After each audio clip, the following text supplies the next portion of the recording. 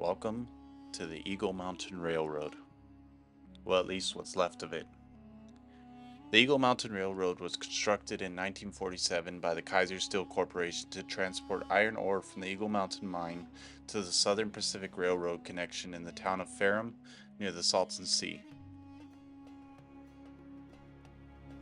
Originally, the railroad stretched approximately 51 miles, running from the mine in Eagle Mountain to Ferrum. Its primary purpose was to move the iron ore to the steel mills in Fontana, California.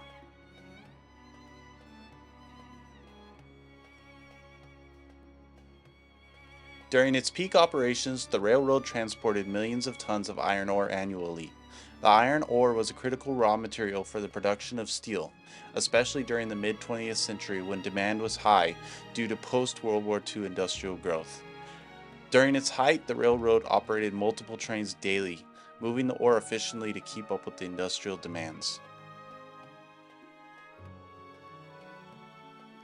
By the late 1970s and early 1980s, changes in the steel industry, including increased competition and shifts in demand, began to impact the operations of the Kaiser Steel Corporation.